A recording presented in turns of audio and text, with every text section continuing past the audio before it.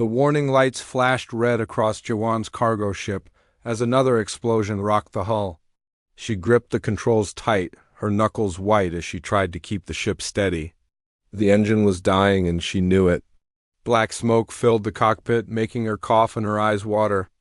"Come on, you piece of junk," she whispered to her ship. Just a little further, but the ship had other plans.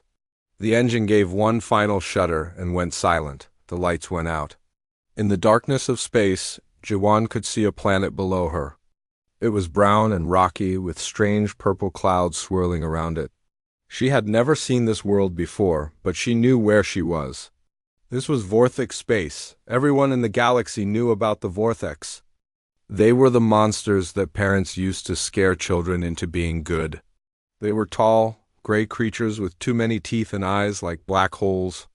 They ruled over dozens of worlds and treated other species like animals. Or worse, Jiwans. Ship fell toward the planet like a stone.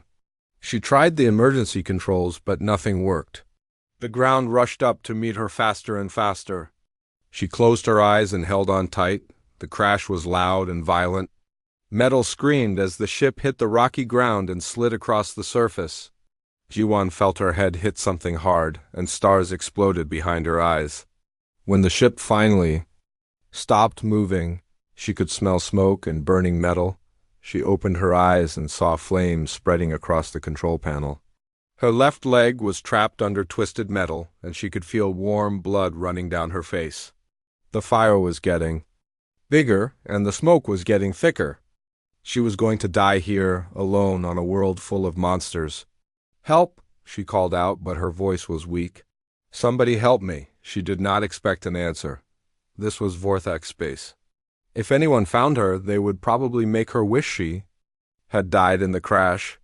But she called out again anyway, because what else could she do? "Help me, please." That was when she heard footsteps outside the ship. Slow, careful footsteps. Jiwan's heart began to beat faster. Maybe it was another human. Maybe someone had seen the crash and come to help. But deep down, she knew better. A face appeared at the broken window of her cockpit. But it was not a Vortex face. It was smaller, with big brown eyes and gray fur. The creature looked like a cross between a rabbit and a person. It had long ears that twitched nervously and small hands that shook as it looked at her. "You are hurt," the creature said in broken but clear human language. Its voice was soft and musical, nothing like the harsh growls of the Vortex. "Who are you?" Jawan asked. "My name is Thale," the creature replied. "I am Rilani." "You are human." "Yes?" Jawan nodded. She had never heard of the Rilani before, but this Thale seemed friendly. More than friendly, he seemed worried about her. "The fire will spread soon," Thale said, looking at the flames. "I must get you out. My leg is stuck," Jiwan said. "I cannot move it." Thale disappeared for a moment, then came back with a long metal bar. He pushed it under the twisted metal that trapped her leg and pushed down hard. His small body shook with effort, but slowly the metal began to move. "Now," he said. "Move your leg now." Jiwan pulled her leg free. It hurt badly, but she could move it. Thale reached through the window and helped her climb out of the burning ship. Just as they got clear, another explosion lit up the sky behind them. "We must go," Thale said, looking around nervously. "The Vortex will see the fire." "They will." "Come," he helped Jiwan walk away from the crash site. Her leg felt like it was on fire, and her head was spinning, but she forced herself to keep moving. Thale led her to a small hole in the ground, hidden behind some rocks. "This way," he said, and disappeared into the hole. Jiwan looked back at her burning ship one more time, then followed Thale underground. The tunnel was narrow and dark, but Thale seemed to know where he was going. They walked for what felt like hours, always going deeper underground. Finally, they came to a large cave filled with soft light. Jiwan gasped when she saw what was waiting for them. There were dozens of Rilani living in the cave. They had built small homes from rocks and salvaged metal. Children played in the shadows while adults worked on various tasks, but when they saw Jiwan, they all stopped what they were doing. Some of them looked scared, others looked curious. A few looked angry. "Thale," called an old female Rilani with white fur and kind eyes. "What have you done?" "I found her in a crashed ship, Grandmother Kessa," Thale replied. "She was hurt." "The ship was burning. You brought a human here?" Another Rilani asked, his voice full of fear. "Do you know what the Vorthax will do to us if they find out?" "The Vorthax will do terrible things to us anyway," the old female named Kessa said quietly. "They always do. At least this human has done nothing wrong to us." She walked over to Jiwan and looked at her wounds. Her touch was gentle as she examined the cut on Jiwan's head. "You are lucky to be alive," Kessa said. "But you are also unlucky to be here. This is not a safe place for humans." "I know," Jiwan replied. "But I had no choice. My ship broke down." "All choices are taken from us here," Kessa said sadly. "We are slaves. We live underground like animals because the Vorthax think we are." "Animals." She led Jiwan to a small room carved out of the rock. There was a simple bed made of soft materials and a bowl of water. Kessa began cleaning Jiwan's wounds with gentle care. "How long have you lived like this?" Jiwan asked. "Generations," Kessa replied. "My grandmother was born a slave. Her grandmother was born a slave. We have almost forgotten what freedom feels like." Jiwan felt anger growing in her chest. These seemed like good people. They were kind and gentle, not like the monsters the Vorthax claimed other species were. They did not deserve to live in fear. "Why did Thale save me?" she asked. "He could have left me to die." "It would have been safer for all of you," Kessa smiled sadly. "Because that is who we are. We help others when we can, even when it is dangerous. It is what makes us different from the Vorthax." Over the next few days, Jiwan learned more about the Rilani and their terrible situation. They were forced to work in the mines during the day, digging up valuable minerals for their Vorthax masters. Those who worked slowly or made mistakes were taken away and never seen again. The children were not safe either. When they reached a certain age, the strongest ones were taken to become soldiers in the Vorthax army. The smartest ones were taken for special projects that no one wanted to talk about. "But you are still here," Jiwan said to Thale one evening. As they sat together, "You are strong and smart. Why have they not taken you?" Thale looked down at his hands. "They tried," he said quietly, but I hid. My grandmother helped me hide. Now I live down here and help take care of the children and the old ones." "That is no life," Jiwan said. "It is the only life we have," Thale replied, but Jiwan shook her head. "No, there has to be something better. There has to be hope." Thale looked at her with his big brown eyes. "You humans are strange," he said. "Even when everything is hopeless, you still talk about hope." "Because hope is what keeps us alive," Jiwan said. "And sometimes, if you hope hard enough and work hard enough, you can make impossible things happen." She did not know it yet, but those words would change everything. Not just for the Rilani, but for the entire galaxy.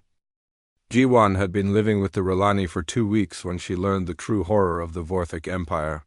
She was getting stronger every day, and her leg was healing well thanks to Kessa's care. The old Rilani knew many things about healing. That amazed Jiwan. "Where did you learn all this?" Jiwan asked as Kessa changed the bandage on her leg. "From my mother, and she learned from her mother," Kessa replied. "We have always been healers. Before the Vorthax came, we were known across many worlds for our medicine. Now we use our skills to keep each other alive in the mines." Jiwan was sitting with some of the Rilani children when she first heard the sound. It was a deep, rumbling noise that came from above ground. The children immediately stopped playing and pressed themselves against the cave walls. Their eyes were wide with fear. "What is that?" Jiwan whispered. "Transport ships?" Thal said, appearing beside her. His fur was standing up and his ears were flat against his head. "They are coming for the harvest." "The harvest?" Before Thale could answer, Kessa came running into the main cave. "Everyone hide," she called out. "Deep caves now." "They are coming." Down, the Rilani moved quickly but quietly. Adults grabbed children and disappeared into small tunnels that Jiwan had not seen before. Thale took her arm and pulled her toward one of the tunnels. "What is happening?" Jiwan asked. Every month they come, Thale said as they crawled through a narrow passage. They take some of us. They call it harvesting, like we are crops to be picked. They came to a small chamber deep underground. About 20 Rilani were already there, sitting in complete silence. Giwan could hear her own heartbeat in the quiet darkness. Above them, heavy footsteps echoed through the tunnels. The vortex had come. Giwan heard voices speaking in a language she did not understand. The words sounded harsh and cruel, like metal scraping against stone. Then she heard something worse, Rilani voices crying out in fear and pain. "Grandmother," a small voice whispered in the darkness. It was Myra, Thale's younger sister. She was only 12 years old, with soft gray fur and eyes like her brother's. "Quiet," Thale whispered back, but Jawan could hear the pain in his voice. The sounds from above got louder. There were crashes and bangs as the vortex searched the tunnels. More Rilani voices cried out. Jiwan wanted to go up and help, but Thale held her arm tightly. "You cannot help them," he whispered. "If they find you, they will kill us all." The waiting was terrible. It felt like hours, but it was probably only minutes. Finally, the heavy footsteps moved away. The vortex voices grew quieter and then disappeared completely. They waited longer before anyone dared to move. When they finally climbed back up to the main cave, Jiwan saw the damage. Tables were broken. Sleeping areas were destroyed. And worst of all, many Rilani were gone. Kessa was crying silently in the corner. 3 of the children who had been playing earlier were missing. An old male named Jorik was gone too. So were 5 others. Where did they take them? Jawan asked. 2. The processing center, Kessa said through her tears. They will do experiments on them. Or use them for entertainment. Or worse, what kind of experiments? Thal sat down heavily on a broken chair. They like to see how much pain different species can feel. They test new weapons on us. Sometimes they try to make us stronger so we can work harder. Sometimes they try to make us weaker so we cannot fight back. Jiwan felt sick. How long has this been going on? Hundreds of years, Kessa said. The vortex controls 67 worlds. Each world has different species living on it. All of them are slaves. 67 worlds? Jiwan could not believe it. How many beings are we talking about? Billions, Thale said quietly. Maybe more. The Rilani are just one small group. There are the Zephyrians who look like your earth birds but can think and talk. There are the stone people who are very strong but very gentle. There are the water dancers who can live in oceans or on land. Kessa nodded sadly. All slaves, all suffering. The Vorthax see us as things, not people. They breed us like animals. They work us until we die. They take our children and turn them into weapons. But surely someone fights back, Gawan said. Surely someone tries to stop them. Some try, Thale replied. But the Vorthax are very strong. They have big ships and powerful weapons. When one world rebels, they destroy it completely. They kill everyone on it as a warning to others. Jiwan walked to one of the cave openings and looked up at the rocky ceiling. Somewhere above was the surface of this world, and somewhere beyond that were the stars and her home. Earth seemed very far away right now. "Tell me about the other species," she said. "Tell me everything you know." For the next several hours, Thale and Kessa told her stories that made her heart ache. They told her about the singing people, whose beautiful voices were cut out so they could not call for help. They told her about the builders, whose skill with metal and stone was used to create prisons for other slaves. They told her about children taken from their families and trained to be soldiers. They told her about parents who were forced to watch their young ones suffer. They told her about entire species that had been wiped out when they tried to fight back. "The Vortex have a saying," Kessa said. "They say that the strong rule the weak, and the weak deserve whatever happens to them. They think kindness is weakness. They think mercy is stupidity." "What about other free species?" Jawan asked. "Surely there are others who could help. What about my people? What about humans?" Thale looked confused. "We have heard of humans, but we thought you were myths. Stories that the older slaves tell." To give hope. They say humans live far away in a place the vortex cannot reach. We are real, Jawan said. And we are not that far away. My ship was carrying supplies between human colonies when it broke down. If humans are real, Kessa said slowly, why have they not helped us? Why has no one helped us? Jiwan did not have a good answer for that. Humans knew about the vortex, but they stayed away from vortex space. Most humans thought the stories about slavery were just propaganda. Even if they believed the stories, what could they do? The Vorthek Empire was huge and powerful, but looking at the broken cave around her, and seeing the tears in Kessa's eyes, Jiwan felt something burning in her chest. It was anger, but it was more than that. It was a promise. Because they do not. No, she said finally. They do not know how bad it really is. They do not know about people like you. 3 days later, the Vortex came back. This time, they came with more soldiers. Someone had told them about the crashed human ship. Someone had told them there might be a survivor. G1 was sleeping when Thale shook her awake. They are here, he whispered. Many of them. They know about you. Through the cave openings, Jiwan could see lights moving in the tunnels above. The lights were getting closer. I have to go, she said. If they find me here, they will kill all of you. Where? Will you go? Thale asked. The whole world belongs to them. I do not know, but I cannot stay here. Kessa appeared with a small bag. Food and water, she said. And this. She handed Jiwan a small device made from pieces of her crashed ship. What is it? Jorik was an engineer before they made him a slave? Kessa explained. He was working on this before they took him. It is a transmitter. It might reach other humans. Jiwan looked at the device. It was crude, but it might work. If she could get to higher ground, away from the interference of the rocks, she might be able to send a message. Thank you, she said. Then she looked around at all the Relani faces watching her. These gentle people had saved her life and asked for nothing in return. Now she was leaving them to face the vortex alone. I will come back, she said. I promise. I will come back for all of you, Thale smiled sadly. Humans and their hope, he said. Yes, Jiwan replied. Hope, remember that word. Hold on to it. She kissed Kessa on the forehead and squeezed Thale's hand. Then she disappeared into one of the small tunnels, heading for the surface and the stars beyond. Behind her, she could hear the vortex getting closer. She could hear their harsh voices and heavy footsteps. But she could also hear something else, the quiet whispers of the Relani, saying a word they had almost forgotten. Hope. Captain Yunwoo Park was having a normal day when everything changed. He was sitting in the command chair of his patrol ship, the Soul's Pride, watching the stars go by. His crew was running routine checks on nearby trade routes. It was quiet. Work, but important.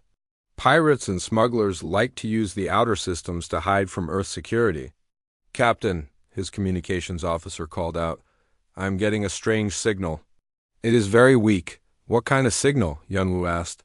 It looks like an emergency transmission, but the source is not in our database. The signal is coming from Vorthak space. Yunwoo sat up straight. Nobody went into Vorthak space. The Vorthaks had made it very clear that humans were not welcome in their territory. Any human ship that crossed their borders was never seen again. Can you clean up the signal? I am trying, sir. It is very broken up. Wait, There is something here. It sounds like... The officer's face went pale. Sir, I think this is a human voice. Hyunwoo jumped out of his chair and rushed to the communications station. Let me hear it. The signal was full of static and noise, but through it all, he could hear a voice he knew better than his own. This is Jiwan Park, cargo ship Bizendream. Crashed in Vorthak space. If anyone can hear this... Please respond. Hyunwoo's heart stopped. Jiwan was his younger sister. She was a cargo pilot who ran supplies between the outer colonies. He had not heard from her in 2 weeks, but that was normal. Space was big, and communications were not always reliable. Jiwan, he whispered, then louder, can you boost the signal? I am trying, sir. This is better. Jiwan's voice came through clearer now, though still broken up by static. Hyunwoo, if you are hearing this, I need help. But more than that, everyone needs help. The Vortex. They are monsters, real monsters. They have slaves. Billions of slaves, torture, experiments. Someone has to know, double quote, the signal cut out. Can you get it back? Hyunwoo demanded. I am sorry, sir. The source has gone silent. Either the transmitter broke or ... Keep trying. And record everything. I want every word saved. Hyunwoo began pacing back and forth across the bridge. His sister was alive, but she was trapped in Vortex space. Worse, she was talking about slaves and torture. Everyone knew the Vortex were not friendly, but slavery, experiments. Sir, the communications officer called out, the signal is back. This time, Jiwan's voice was much clearer. She must have found a better place to transmit from. Hyunwoo, I know you are listening. I know you found my signal. Listen carefully, because I might not get another chance to tell you this. The Vortex controls 67 worlds. Every world has millions of slaves from different species. They torture them. They kill them for fun. They take children and turn them into weapons. Hyunwoo felt sick. Keep recording. I was saved by a species called the Rilani. They are like rabbits, but they can think and talk. They have been slaves for hundreds of years. They saved my life even though helping me put them in danger. The Vortex took some of them away while I was there. They took children, Hyunwoo, little children. Jiwan's voice broke and Hyunwoo could hear her crying. I promised them I would come back. I promised I would come back for all of them. But I cannot do it alone. Nobody can do it alone. The Vortex are too strong, but maybe if people knew the truth, maybe something could be done. Sir, his tactical officer interrupted. We have company. 3 Vortex patrol ships are approaching our position. Hyunwoo looked at the display. The alien ships were big and ugly, covered in spikes and weapons. They were moving fast toward the Soul's Pride. Jiwan, can you hear me? He called into the transmitter. Hyunwoo, is that you? Yes, it is me. Listen, you need to hide. Vortex ships are coming toward us. They might be tracking your signal. I know. I can see their ships in the sky. Hyunwoo, promise me something. Anything. Promise me you will tell people what I told you. Promise me you will not let them forget about the slaves. I promise. And Hyunwoo ... I love you. Tell mother and father I love them too. The signal went. Dead. Sir, the Vortex ships are hailing us, the communications officer said. Put them on screen. The main display showed a Vortex commander. It was the first time Hyunwoo had seen one of them up close. The alien was tall and gray, with black eyes and too many sharp teeth. When it spoke, its voice sounded like grinding metal. Human ship, you are too close to our border. Leave now, or you will be destroyed. We are in neutral space, Hyunwoo replied calmly. We have the right to be here. You were listening to illegal transmissions from our territory. That makes you? Spies. Spies are killed. We were responding to a distress call. That is our duty under galactic law. The Vortex commander made a sound that might have been laughter. There are no distress calls from our space. There are no humans in our space. If there were, they would already be dead. The connection cut off and the Vortex ships moved closer. Sir? They are charging weapons, the tactical officer reported. Set course for Earth, maximum speed. And send everything we just recorded to Fleet Command, Priority Alpha. The Soul's Pride turned and ran. Behind them, the Vortex ships followed for a while, but they did not cross into human space. They just watched from the border. Like predators waiting for prey to come too close. It took 3 days to reach Earth. 3 days for Hyunwoo to think about what his sister had told him. 3 days to wonder if she was still alive. 3 days to plan what he was going to do next. When they arrived at Earth, Hyunwoo was surprised to find Admiral Soo-yoon waiting for him at the spaceport. Admiral Soo-yoon was the commander of the First Fleet, one of the most important people in the Earth Defense Force. Captain Park, the Admiral said, as Hyunwoo walked down the ramp of his ship, we need to talk. They went to a secure meeting room in the military headquarters.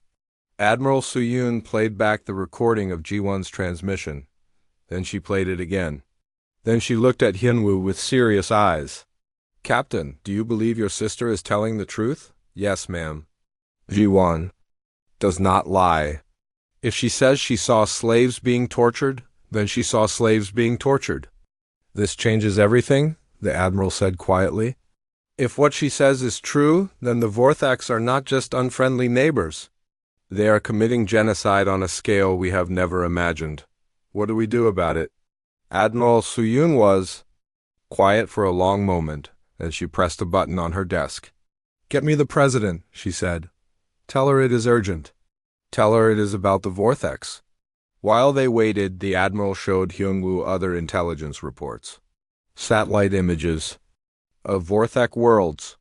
Strange energy readings that nobody could explain.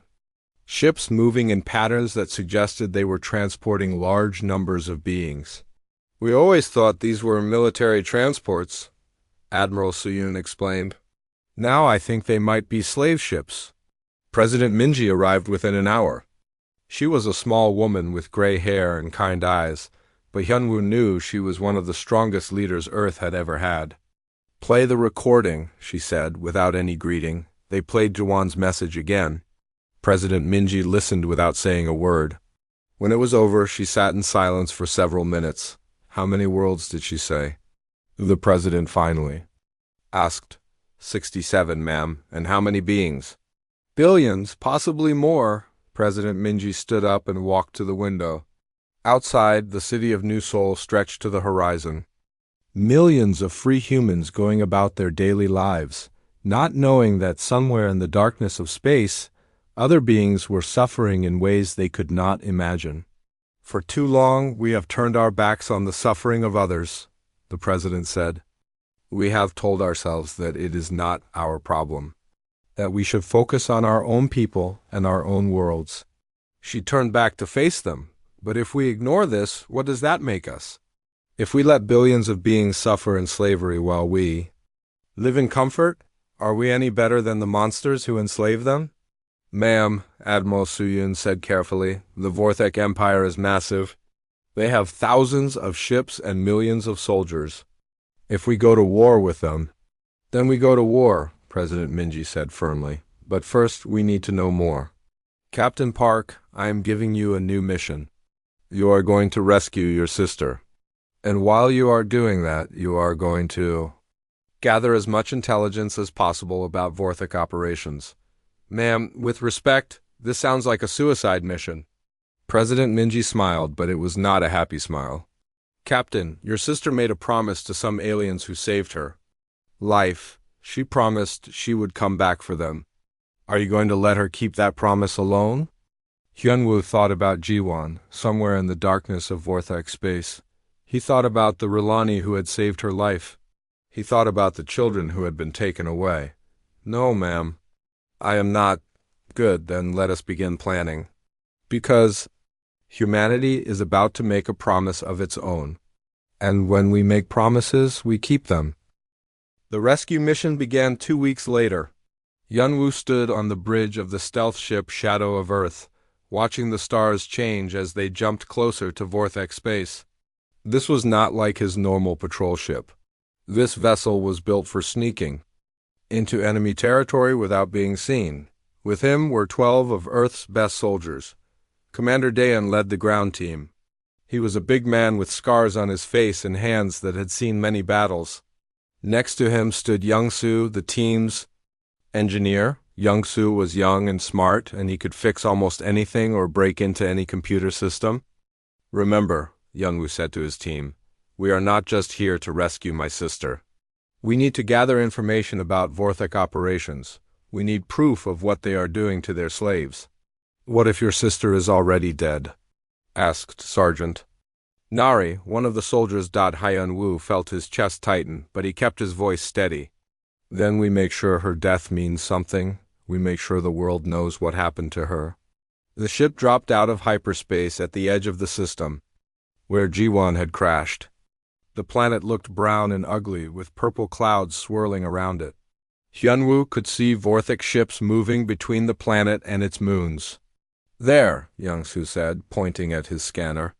I am getting human life signs from the planet's surface. Very faint, but definitely human. How many Vorthics down there?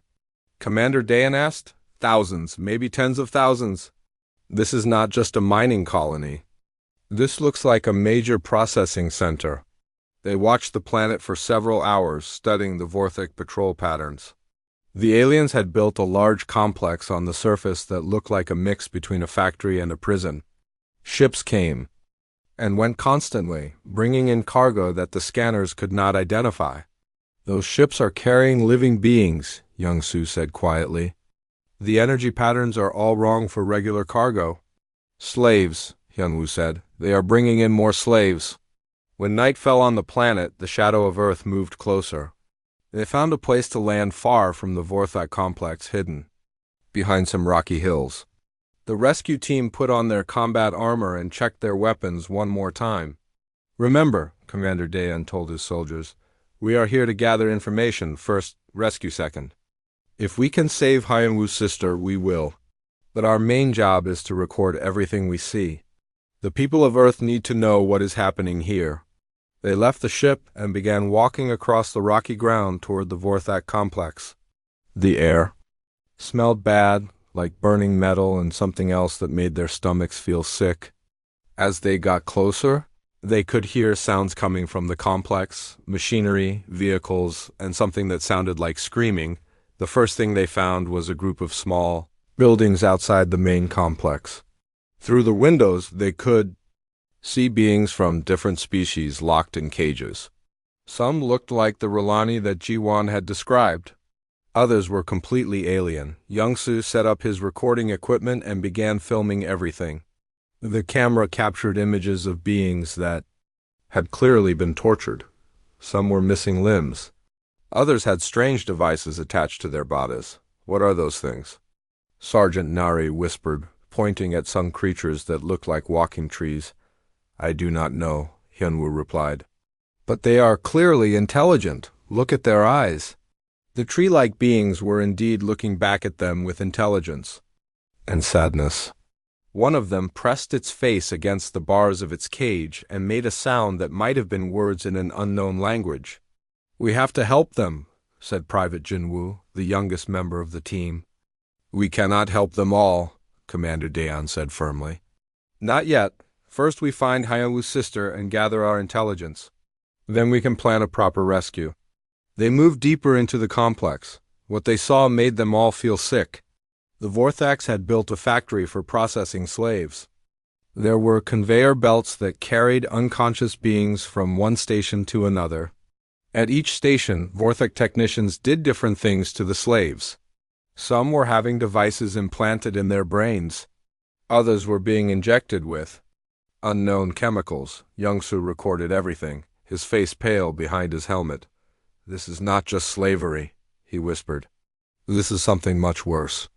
In one building, they found what looked like a laboratory. Vorthic scientists were conducting experiments on living beings. They were testing how much pain different species could feel.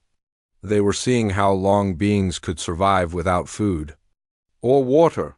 They were trying to mix the DNA of different species to create new kinds of slaves. I'm going to be sick, Sergeant Nari said. Hold it together, Commander Dayan ordered. We need to document all of this. In another building, they found something even worse. It was full of children from many different species. The children were being trained to fight each other. The Vorthics were turning them into soldiers and gladiators for their entertainment. That was when they heard a familiar voice. Please no. More. I have told you everything I know. It was Jiwon. Hyunwoo felt his heart jump. His sister was alive. They followed the sound of her voice to a small building near the center of the complex. Through a window, they could see her tied to a chair. A Vorthic interrogator was standing over her with some kind of electric device. Where are the other humans? The Vorthic was asking in broken human language. How many ships do you have? I told you, Jiwon said weakly. I was alone. My ship broke down. There are no other humans here. The Vorthic pressed the electric device against her arm. Jiwan screamed. Hyunwoo started to move toward the building, but Commander Daeun grabbed his arm. "Wait," the commander whispered. "There are too many guards. We need a plan." They watched the building for an hour, counting the guards and studying their patterns. There were 6 Vorthic soldiers outside and at least 3 more inside. The building was strong and well defended. "There," Young-soo said, pointing to a small door at the back of the building. "Service entrance. It looks like it is only guarded from the inside. Can you get us in without triggering alarms?" Commander Daeun asked. "Give me 10 minutes." While Young-soo worked on the door's electronic lock, the rest of the team got ready for combat. They checked their weapons and synchronized their watches. This had to be fast and quiet. "Door is open," Young-soo whispered. "But I can only keep the alarms off for about 5 minutes." They moved into the building like shadows. The first Vorthak guard never saw them coming. Commander Daeun's knife found the alien's throat before it could make a sound. The second guard tried to raise an alarm, but Sergeant Nari's rifle silenced it forever. They reached the room where Jiwan was being held. The Vorthak interrogator was alone with her now, still asking the same questions over and over. "Where are the other humans?" "How many ships?" "Right here," Commander Daeun said as he kicked down the door. The Vorthak spun around, reaching for a weapon, but Hyunwoo was faster. His rifle barked once, and the alien fell to the floor. "Jiwan," Hyunwoo said, running to his sister's chair. "Are you all right?" Jiwan looked up at him with eyes that had seen too much suffering. "Hyunwoo? Is it? Really you?" "Yes, it is me. We are getting you out of here." As he cut her bonds, Jiwan grabbed his arm. "The Rolani," she said urgently. "They are here. In the processing center. The Vorthax brought them here 3 days ago." "Where?" "Building 7. But Hyunwoo, there are hundreds of them, and thousands of other slaves. You cannot save them all." "We cannot save them all today," Hyunwoo corrected. "But we will come back for them. All of them." Alarms began blaring throughout the complex. "Their time was up. Move," Commander Daeun ordered. Back to the ship, now. They fought their way out of the complex, carrying Jiwan between them. Vorthak soldiers poured out of buildings, firing energy weapons that lit up the night. The human team's advanced armor protected them from most of the shots, but they were badly outnumbered. "There!" Private Jinwoo shouted, pointing toward Building 7. "I can see the Rolani." Through a large window, they could see dozens of the rabbit-like beings huddled together in terror as Vorthak guards pointed weapons at them. "We have to help them," Jinwoo said. "Negative," Commander Daeun replied.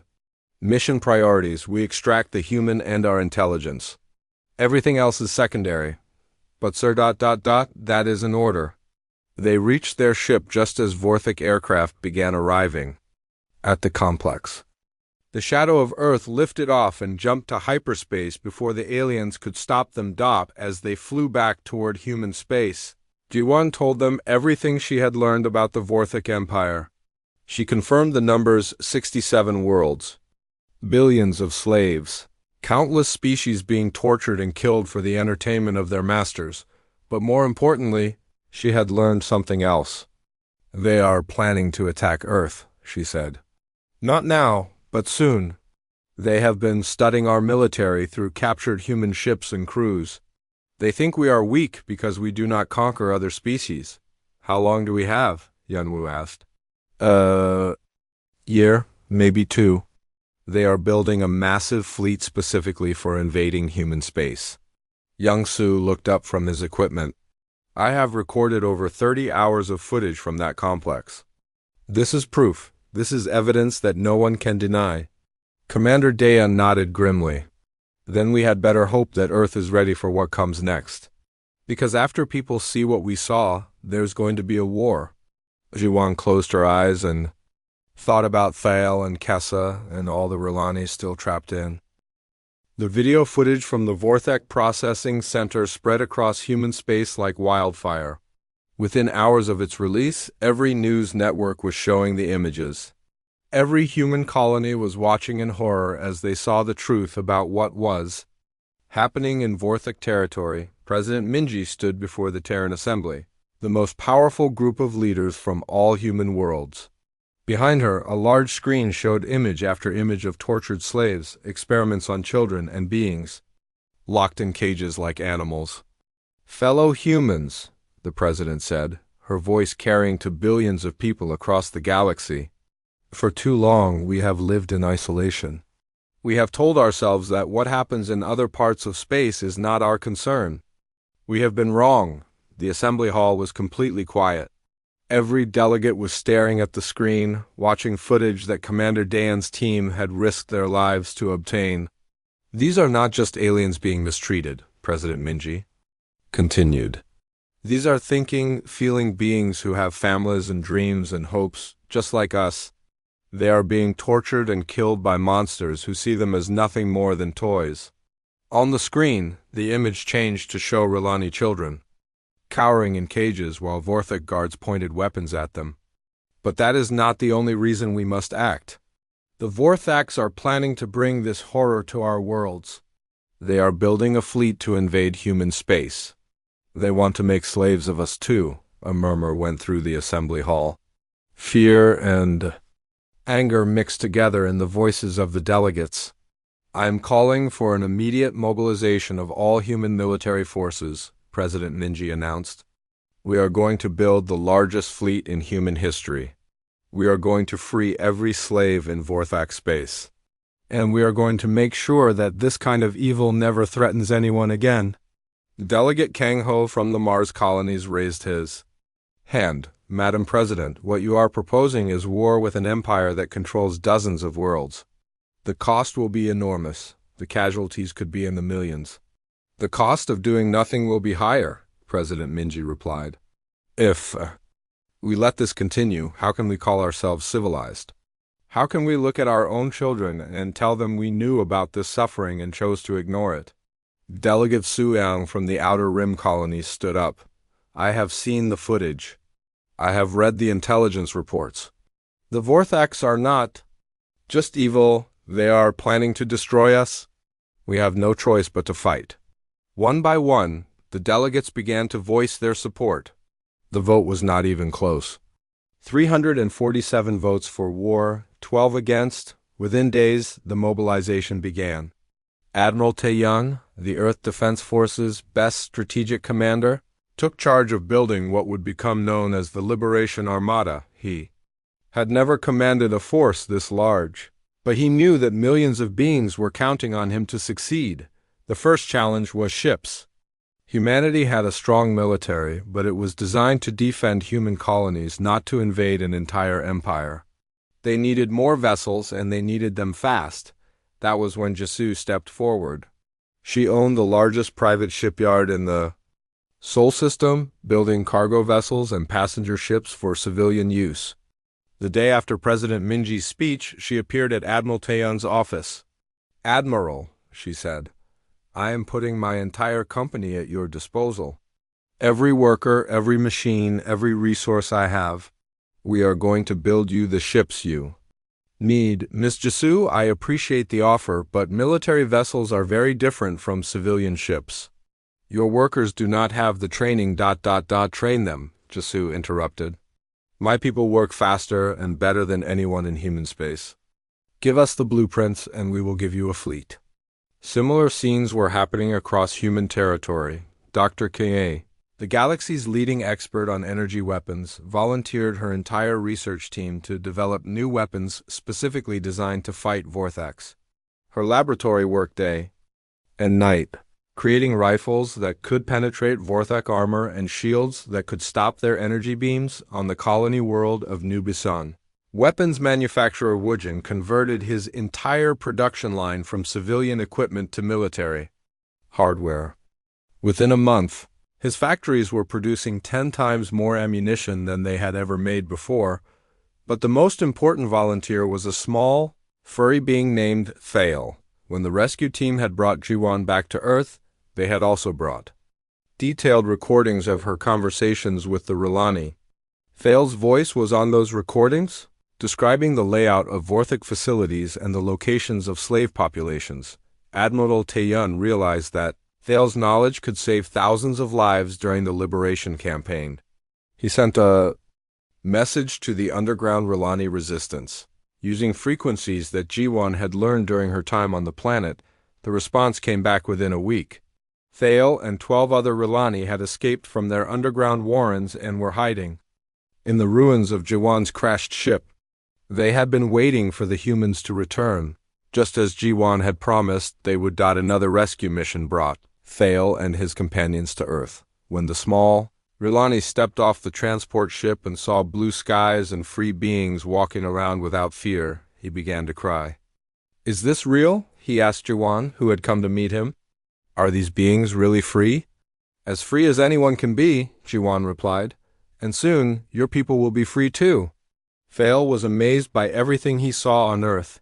He had never seen beings who were not afraid. He had never seen children playing without looking over their shoulders for guards.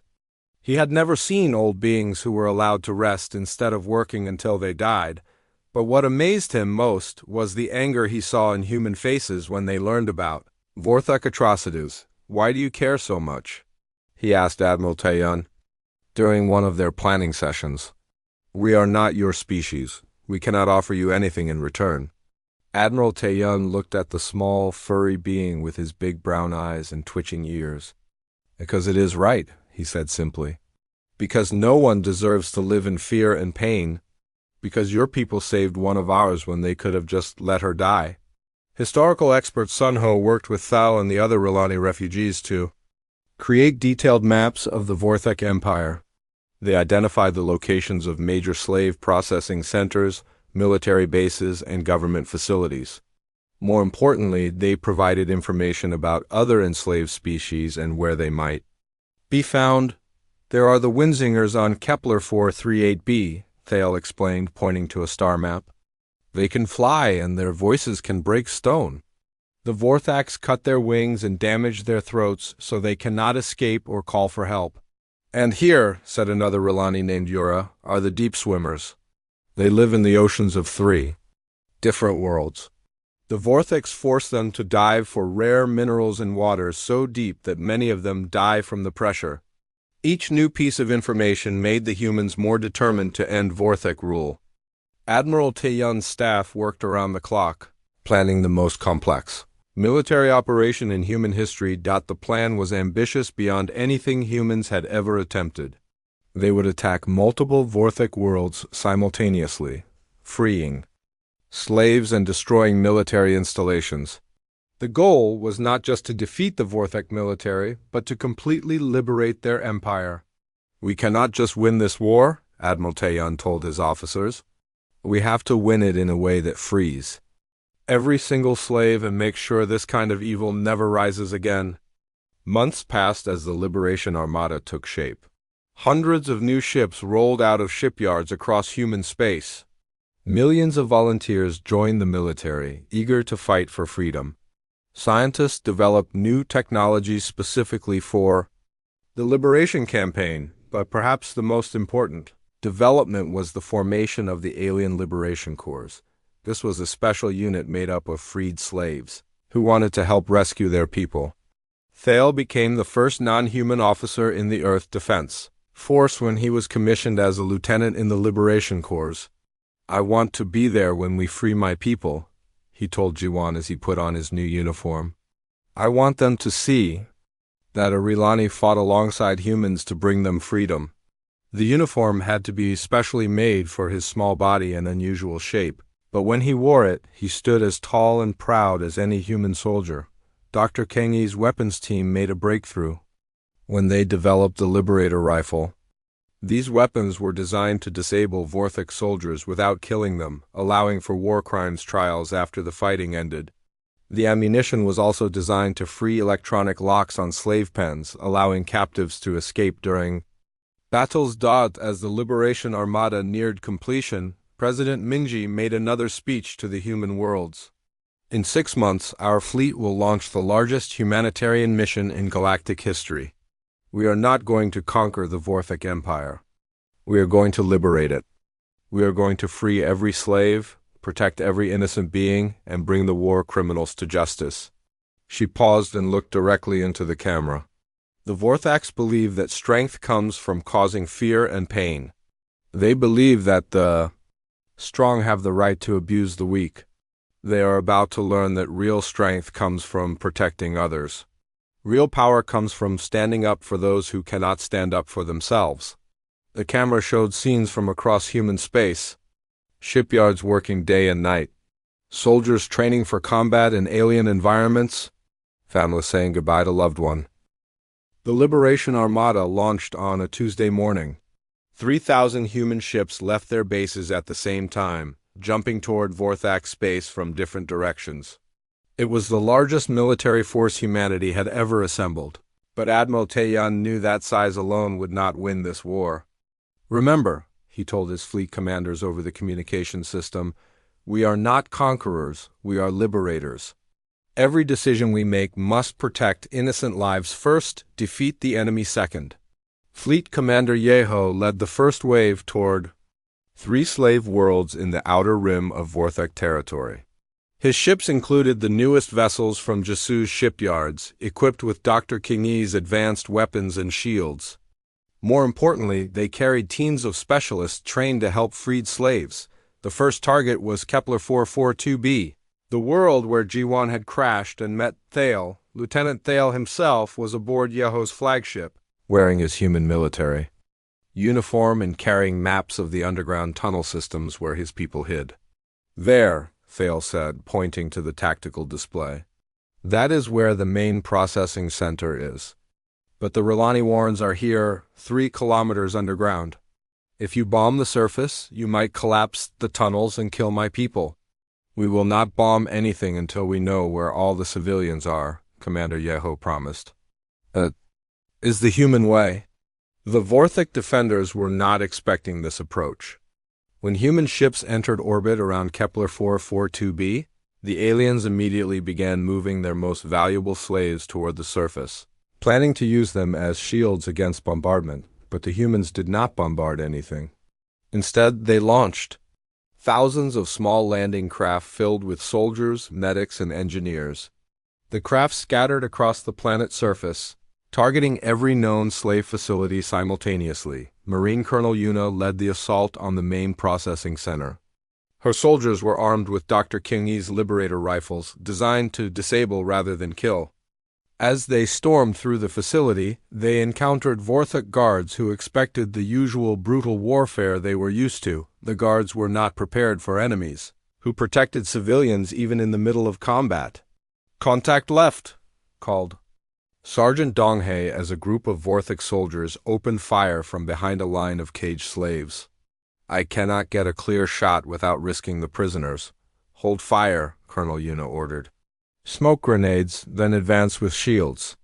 The human soldiers threw grenades that filled the area with thick, harmless smoke. Then they advanced with energy shields raised, protecting both themselves and the prisoners from Vorthak weapons fire. When they reached the enemy position, they used stun weapons to disable the guards without hurting the slaves nearby. This pattern repeated throughout the facility. The Vorthax kept trying to use slaves as shields, but the humans refused to risk innocent lives. Instead, they fought harder and more cleverly, finding ways to neutralize threats without causing collateral damage. In the underground tunnels, Thale guided Lieutenant Sungman's Special Operations team toward the Relani Warrens. The tunnels were dark and narrow, designed for beings much smaller than humans. The soldiers had to crawl through passages barely wide enough for their bodies. "Here," Thale whispered as they approached a large cavern. "This is where my people hide." Through the darkness, they could hear voices. Relani voices, speaking in their musical language. But the voices sounded scared and confused. Thale called out in his own language, and the voices went silent. Then, very carefully, an old female Relani appeared at the mouth of the cavern. It was Kessa, Thale's grandmother. "Thale?" she called softly. "Is it really you?" "Yes, grandmother. And I brought friends. The humans have come, just like they promised." Kessa's large eyes filled with tears when she saw Thale wearing a human military uniform. Behind her, dozens of other Relani began to emerge from the shadows. They looked thin and frightened, but when they saw the human soldiers, something changed. in their expressions. "You came back," Kessa said to Lieutenant Sungmin. "You really came back for us." "We keep our promises," Sungmin replied in careful Rilani that Thale had taught him. "All of you are free now." But even as they spoke, alarms began sounding throughout the facility above. The Vorthacs were calling for reinforcements from other worlds. The battle for Kepler 442 lasted 18 hours. The Vorthak reinforcements arrived expecting to find a typical invasion force that they could defeat through overwhelming firepower and brutal tactics. Instead, they found human soldiers who fought with a precision and determination they had never seen before. The difference was immediately apparent. When Vorthak forces encountered resistance, they would massacre civilians and retreat to defensive positions. When human forces encountered resistance, they would establish protective perimeters around civilian areas and fight to the last soldier to defend them. Captain Minjin's company was pinned down by Vorthak artillery near a slave camp holding several hundred beings from different species. The logical military decision would have been to withdraw and call in an airstrike. Instead, Minjin ordered his soldiers to dig in around the camp. "Sir," his sergeant said, "we could be here for days. We should call for support." "Negative," Minjin replied, checking his rifle. "Those beings have been prisoners for years. They can be free for a few more hours while we handle this properly." The company held their position for 6 hours while combat engineers worked to disable the Vorthak artillery without endangering the prisoners. When the position was finally secured, the freed slaves looked at their human rescuers with amazement. "Why did you not just destroy everything?" asked one of the prisoners, a tall being with blue skin and 4 arms. "That is what soldiers do." "Not human soldiers," Minjin replied. "We are here to protect you, not to win quickly." Similar scenes played out on the other target worlds. On Kepler 438b, home to the wing-clipped Winzingers, human medics worked alongside freed slaves to treat injuries that had been ignored for years. Dr. Ga, a trauma specialist, spent 3 days straight performing surgery to repair damaged wings so that the Winzingers could fly again. "I have never seen anything like this," one of the Winzingers told her after a successful operation. "The Vorthaks would have just let me die. Why do you humans care so much about fixing what is broken?" "Because everyone deserves to be whole," Dr. Ga replied simply. On the ocean world where the deep swimmers were enslaved, human naval forces had to learn entirely new forms of combat. Commander Haijin led submarine operations to free underwater slave camps while protecting the aquatic beings inside. The deep swimmers had been forced to dive for rare minerals in crushing depths that killed many of them. When human divers arrived, with advanced equipment to help, the aquatic beings initially tried to hide.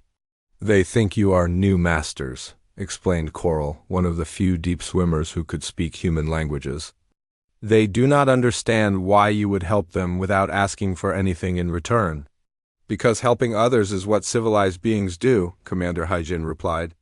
"No one should have to suffer like this." The news of human tactics spread quickly. Through Vorthak space, the aliens had built their empire on fear and brutality. But the humans were demonstrating something they had never seen before: military force used purely to protect others. More importantly, the freed slaves began to turn against their former masters. When Vorthak reinforcements arrived at contested worlds, they often found that their own slave soldiers had joined the human side. Lieutenant Colonel Chen He was leading an assault on a Vorthak weapons depot when he encountered something unprecedented: a unit of former slave soldiers who wanted to fight alongside the humans. "We heard what you did on the other worlds," their leader explained. He was a reptilian being whose species Chung He did not recognize. "You really free slaves. You really protect them. We want to help. Do you understand what you are asking?" Chung He replied. "If we lose, the Vorthaks will make you suffer worse than ever." "If you lose, we suffer anyway," the reptilian said. "But if we win together, maybe our children will never know what slavery feels like." Within days, human forces found themselves commanding mixed units of humans and freed slaves. The former slaves knew Vorthak tactics and weaknesses, while the Humans provided advanced weapons and protection for non-combatants. The combination was devastating to Vorthak morale. Their own slaves were not just escaping, they were actively fighting back. Admiral Taeyun received regular reports from all 3 assault zones. The pattern was the same everywhere: initial Vorthak resistance, followed by rapid collapse as their slave populations turned against them.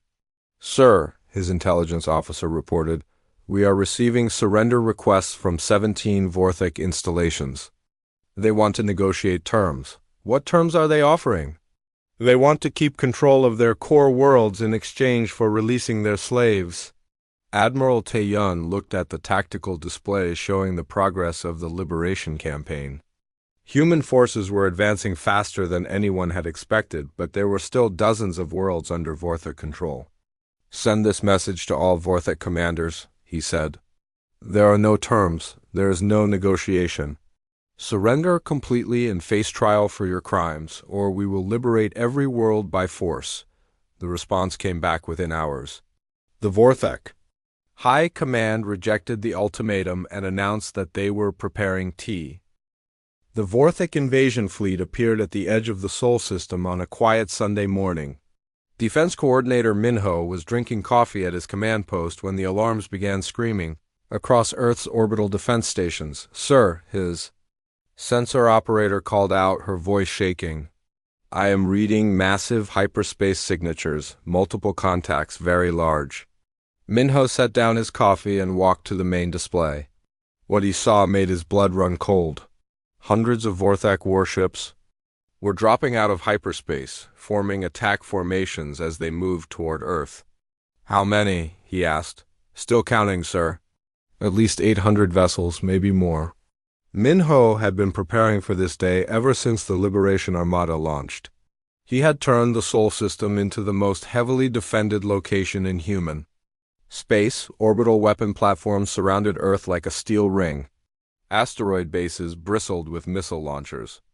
The space between Earth and Mars was filled with mines and automated defense drones, but looking at the size of the Vorthak fleet, he wondered if it would be enough. "Send the alert to all defense stations," he ordered. "This is not a drill. The invasion has begun." On the bridge of the Earth defense ship Sol's Heart, Admiral Haijin received the emergency signal while her fleet was conducting patrol exercises near Jupiter. She had been expecting this day, but seeing it actually happen still sent ice through her veins. "All ships, this is Admiral Haijin," she announced to her fleet. "Set course for Earth, maximum speed. Today we defend our home." Her fleet of 200 ships turned toward Earth, their engines burning bright against the darkness of space.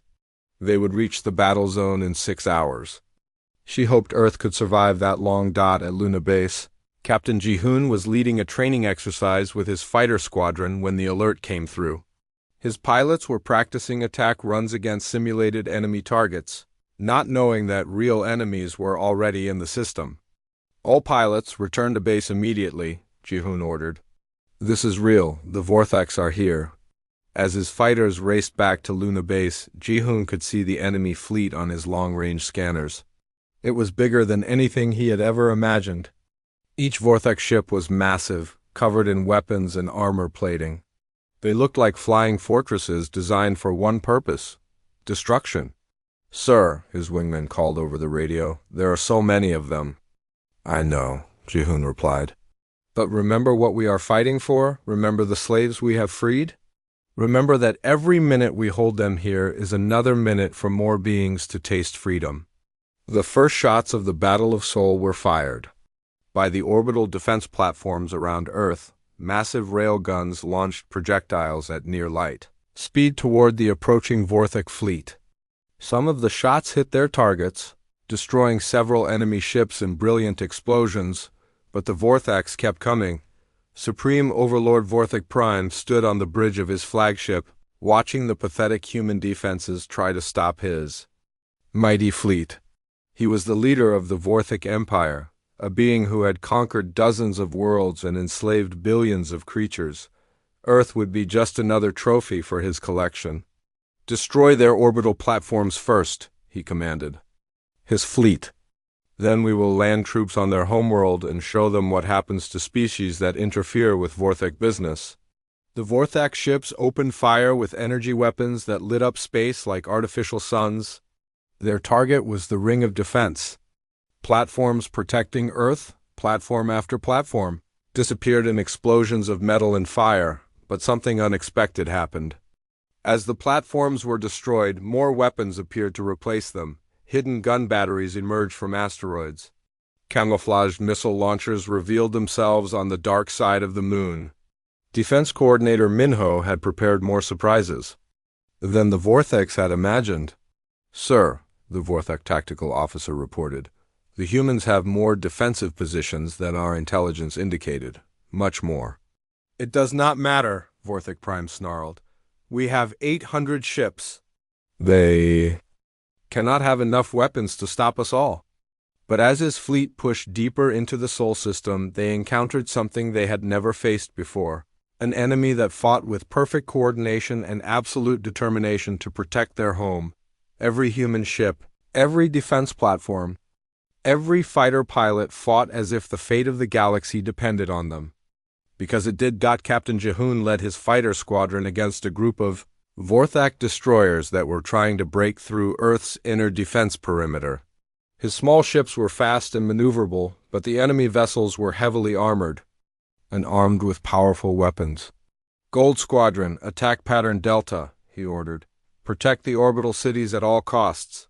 His fighters dove toward the Vorthak ships like angry wasps, firing missiles and energy weapons at critical systems. The enemy returned fire with devastating barrages that lit up space around them. "Gold 3 is hit," came a voice over the radio. "I'm going down." "Gold 7, I have engine damage. Cannot maintain formation." "Gold 2, my weapons are offline." 1. By one, Jihoon's pilots were being shot down or disabled. But they kept fighting. They kept throwing themselves at the much larger enemy ships, buying time for the civilians being evacuated from the orbital stations. "Sir," his remaining wingman called out, "we cannot hold them much longer." Jihoon looked at his tactical display. Half his squadron was gone. The Vorthak ships were still pushing toward Earth. In the distance, he could see the massive enemy flagship, larger than anything humans had ever built. "Then we make our last attack count," he said. "All remaining fighters, target the flagship, full attack run." "Sir, that is suicide." "Maybe, but if we can damage their command ship, we might slow down their advance." The surviving fighters of Gold Squadron turned toward the massive Vorthak flagship, their small engines straining to reach attack speed. Behind them, Earth hung in space like a blue and white jewel, beautiful and fragile. That was when Admiral Hyjin's fleet arrived. 200 human warships dropped out of hyperspace behind the Vorthak formation, their weapons already charging. For battle? Admiral Hyjin had brought every ship she could find, from massive battlecruisers to small patrol vessels. "This is Admiral Hyjin to all Vorthak vessels," she broadcast on an open channel. "You are attacking the homeworld of a free species. Withdraw immediately or face the consequences." Supreme Overlord Vorthak Prime laughed when he heard the transmission. 200 ships against 800? These humans are even more foolish than I thought. But as the battle continued, the Vorthaks began to realize that human ships fought differently than any enemy they had faced before. Vorthak tactics were based on overwhelming firepower and intimidation. Human tactics were based on precision, teamwork, and an absolute refusal to give up.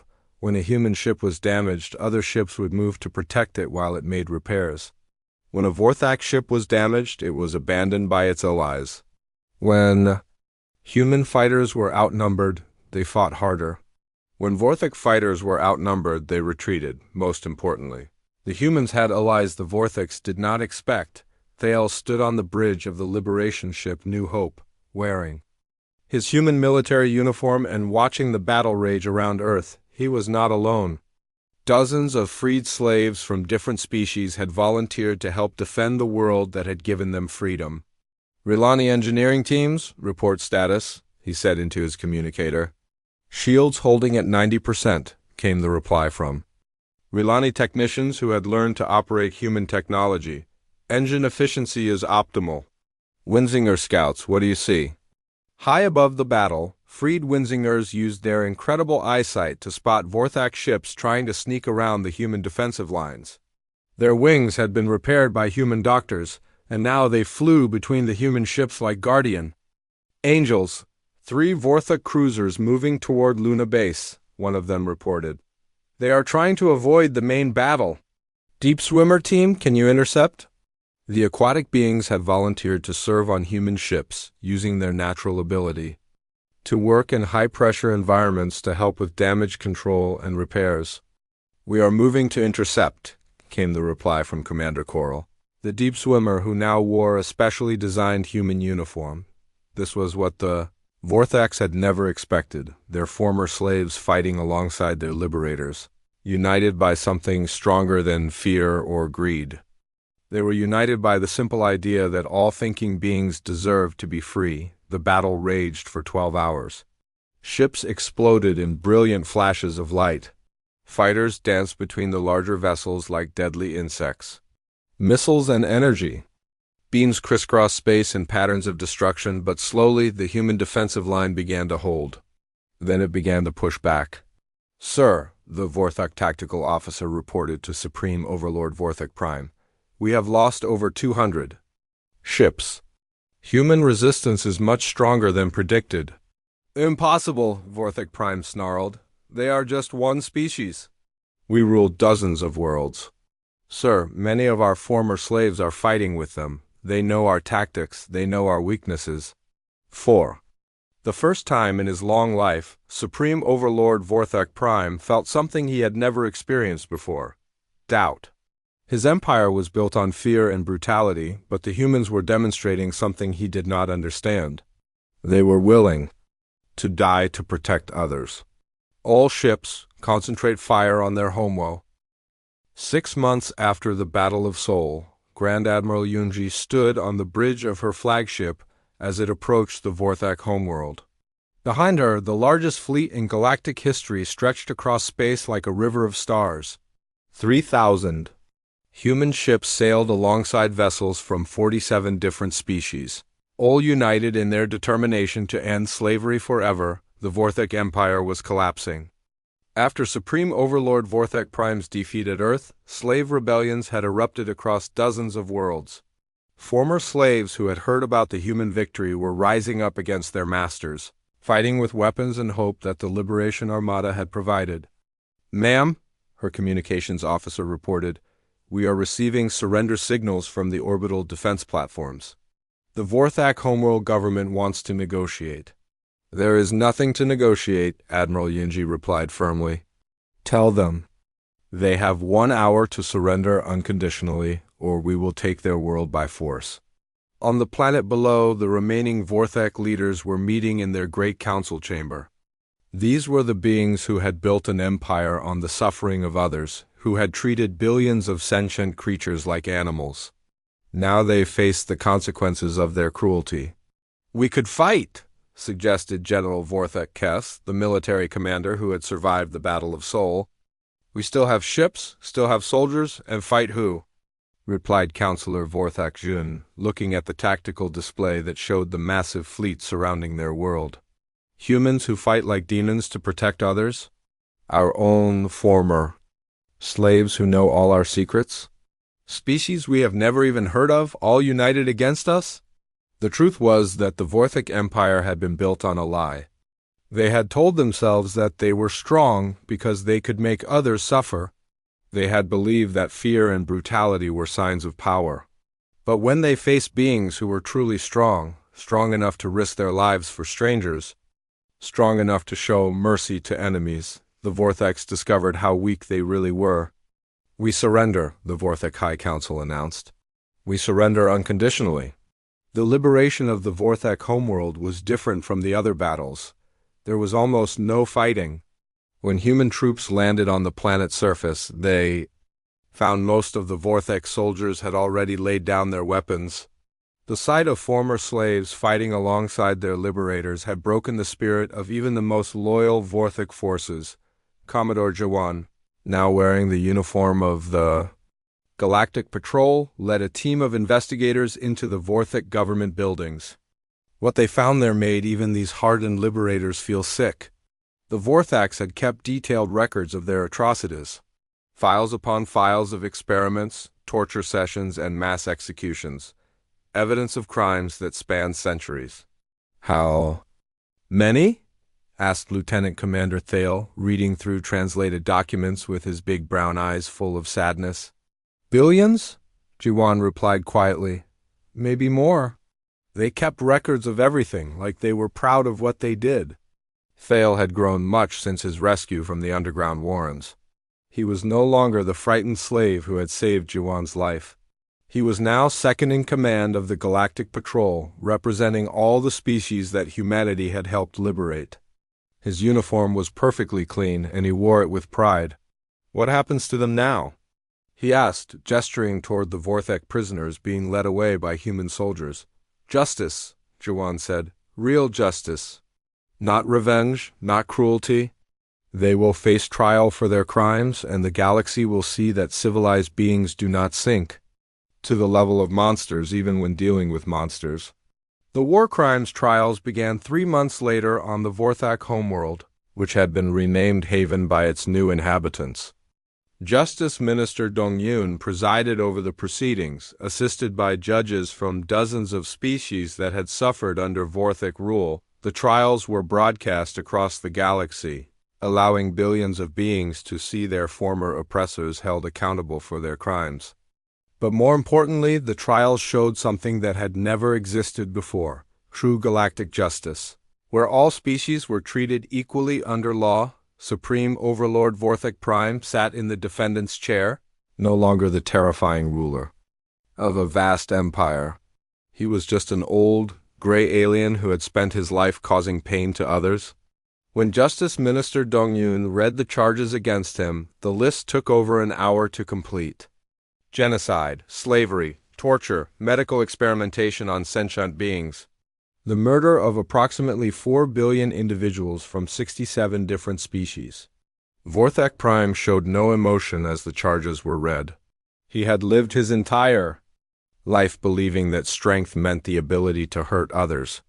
Even facing execution, he could not understand why these weak beings had defeated him so completely. But the most powerful moment of the trials came when the victims testified. Thousands of former slaves told their stories, describing the horrors they had endured and the hope they had felt when human ships appeared in their skies. Kessa, the old Rilani who had helped heal Jiwan's wounds, was one of the witnesses. She walked slowly to the witness stand, her gray fur now streaked with white, but her eyes still bright with the intelligence and kindness that had impressed Jiwan so long ago. I am old, she said in her musical voice, now translated for the galactic audience. I have lived my entire life as a slave. My children were born slaves. My grandchildren were born slaves.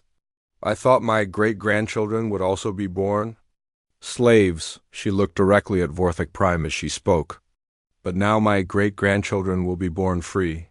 They will never know the fear that shaped my life. They will never hide in holes in the ground, wondering if today will be the day they are taken away. And that is because one small human woman crashed on our world and we chose to help her instead of letting her die. Kessa turned to look at Jiwan, who was sitting in the gallery with other members of the Galactic Patrol. She promised she would come back for all of us. And she kept that promise. Humans keep their promises. The trials lasted for 6 months. When they were finished, Supreme Overlord Vorthak Prime and his closest associates were sentenced to life imprisonment. Lesser war criminals received smaller sentences, but all would serve their time helping to rebuild the worlds they had damaged. But the real victory was not in the courtroom. It was happening across the galaxy as freed slaves rebuilt their civilizations. With help from their human liberators, Rehabilitation Director Hannah oversaw massive humanitarian efforts to help former slaves recover from their ordeal. Human doctors worked alongside healers from dozens of species to treat physical and psychological wounds that had been inflicted over generations on the former slave world of New Rilani. Thale stood in a field where children of many species played together under blue skies. These children had been born in captivity, but they would grow up in freedom. They would learn that the galaxy was full of beings who cared about each other, not just creatures who wanted to cause pain. "Is this what you imagined?" Yuan asked, walking up beside him. She was older now, with gray streaks in her hair and lines around her eyes from years of commanding dangerous missions. But she still had the same determined expression that had impressed the Rilani so long ago. "I never dared to imagine anything like this," Thale replied. "Watching a young Rilani child teaching a human child how to dig tunnels in the soft earth. When you first promised to come back for us, I hoped you were telling the truth. But I never dreamed it would lead to this. What will you do now?" Yuan asked. "The Galactic Patrol will always need good officers, but you have earned the right to rest if you want to." Thale smiled, his ears twitching with amusement. "Rest? There are still beings out there who need help? Pirates who take slaves? Criminals who think they can treat others as property. The galaxy is a big place and there is still work to do." He straightened his uniform and looked up at the stars beginning to appear in the evening sky. "Besides, I learned something from humans. When you make a promise to protect others, you keep that promise, forever." The ceremony took place 1 year. After the end of the HFY War, representatives from hundreds of worlds gathered on the renamed planet of Haven to witness the signing of the Galactic Freedom Charter. The document established basic rights for all sentient beings and created the Galactic Patrol as a permanent force to protect those rights. President Minji stood before the assembled delegates, representing not just humanity, but all beings who believed in freedom and justice. 1 year ago, a human woman named Jiwan crashed on a hostile world. She was saved by beings who had every reason to let her die. That act of kindness changed the galaxy forever. She looked out at the audience, seeing humans and aliens sitting together as equals for the first time in galactic history. "Today we make a promise to each other and to future generations. Never again will sentient beings be treated as property. Never again will children be taken from their families to serve as slaves. Never again will the strong be allowed to abuse the weak without consequence." The charter was signed by representatives from over 300 worlds.